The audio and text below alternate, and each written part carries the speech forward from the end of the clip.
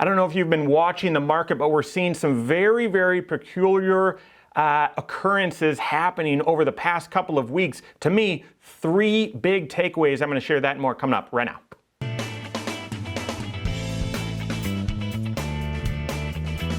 My name is Mike Bernard. I am the host of the Wise Money Show. I'm also one of the certified financial planners right here at Korhorn Financial Group. Make sure you hit that subscribe button, turn on notifications, and smash that thumbs up button. The market is moving in a very, very peculiar pattern right now, leading up to the election. Right now, I'm recording this. This is November 2nd, Monday. Tomorrow is election day here in the U.S., and it's just bizarre what is happening with the market. I've got three big takeaways. Three things stand out to me as I've been watching this that you investors need to be aware of.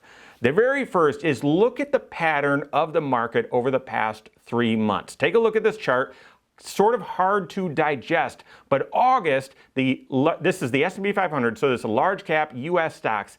August, one of the best Augusts on record. It was phenomenal. We had a huge surge in the market. Start September, really from September 2nd to the end of the month, it gave up all of those gains. All right. October, things started rebounding again. We hit that same or very similar plateau. And then the past couple of weeks have been terrible in the markets. And we gave all of that back. So you can see here in this 3 months, which I've told you in a previous video, is extremely telling for what's going to happen in the election. We have seen a very, very broad range where resistance is hit on the S&P 500, went up, hit it at the end of August, receded down.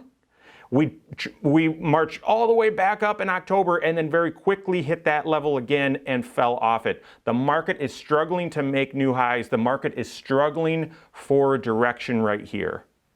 When you couple that with the uncertainty that we're facing, to me, this is a warning sign, a precarious sign for investors about this market top that we're seeing.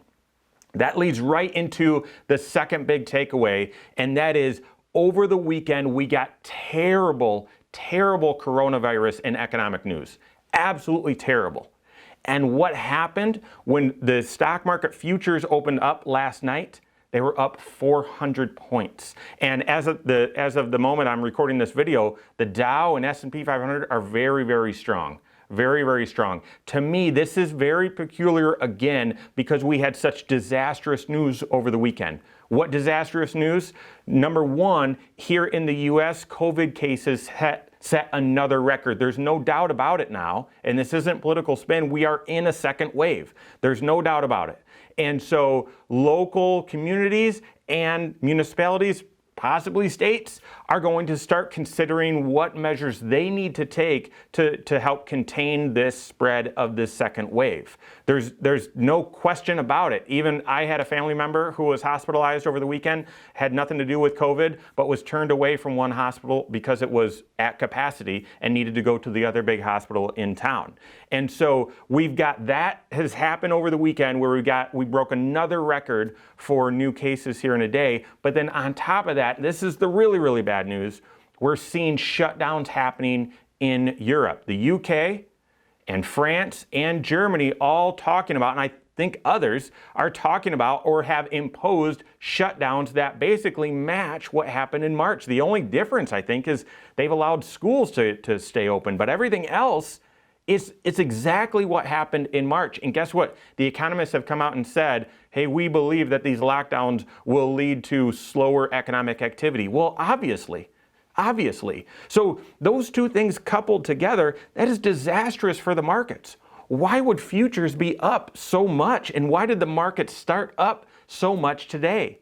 That's peculiar. I can think of really only one reason. Stimulus, that the economy, that the stock market isn't trading based on the economy today. It's basically trading on the false economy, which is as long as central banks keep printing money, keep things accommodative, it doesn't matter what happens right now.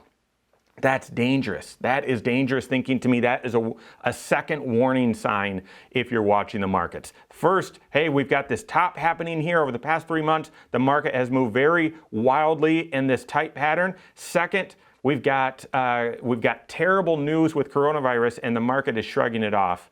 The third peculiar thing that it stands out to me that should be a takeaway for you as well. Our leaders in the market are starting to be lagging. Our leaders are starting to lag. Who is that? On Thursday night after the stock market closed, we had big earnings announcements. I mean, none bigger, in my opinion, than Amazon. Just blew their earnings out of the water. Just blew their earnings out of the water. Apple reported great information as well. iPhone sales not as strong, but beat all their numbers as well, and I'm overgeneralizing here. But great reports from Alphabet, from Amazon, from Apple, some of the biggest companies out there right now. And on Friday, those companies were down, I'm just gonna say on average about 5% in one day. And here today, Monday, as everything else has shrugged off the bad news over the weekend and has boosted in green, we're seeing Amazon and Apple down, at the time I'm recording this, down significantly again. What does that mean? That to me, that is another warning sign. If you've got COVID cases potentially surging, lockdowns coming, that should again, if 2020 has been any precedent, that should again bolster and help these tech companies, Google and Apple and Amazon, obviously, and yet they're in the midst of a sell-off. Guys, what do you take away from this? Be careful, be cautious. We've got all of this happening right before an election. So for your new money, make sure you're dollar cost averaging that in. I'd be careful about putting new money all into aggressive investments right now. Although the rumor is on Thursday, some whale of a trader, some $300 and some million placed on bets that the market was going to go up here in the near term. So we'll see about that. But I would be very cautious about investing new money. Not saying don't do it, but just do so in a specific pattern. We call that dollar cost averaging. And then second, brace yourself for volatility. Brace yourself for some uncertainty. We've certainly had our full dose of that over the past couple of weeks, but I would say don't be fooled by today's big rebound. It's very possible we've got a lot of volatility ahead as we digest more shutdowns, more surging coronavirus cases, more response from central banks around the country, around the globe, and as we digest whatever happens with the election there tomorrow. Make sure you're working with your certified financial planner, that you've got an appropriate investment strategy and philosophy that connects with your overall long-term financial goals. If you don't have a CFP in your life, you can always contact a member of our team. Again, we use a strategy that is helping to connect your investments with your long-term financial plan, both with a diversified strategy and a momentum strategy if things need to be pivoting around. So you can always contact a member of our team. Find us online, wisemoneyshow.com. You can also find us at corehorn.com. That's Corehorn with a K. Or send us an email, info@corehorn.com. All right, there you have it. Go out and take your next wise step in your financial life.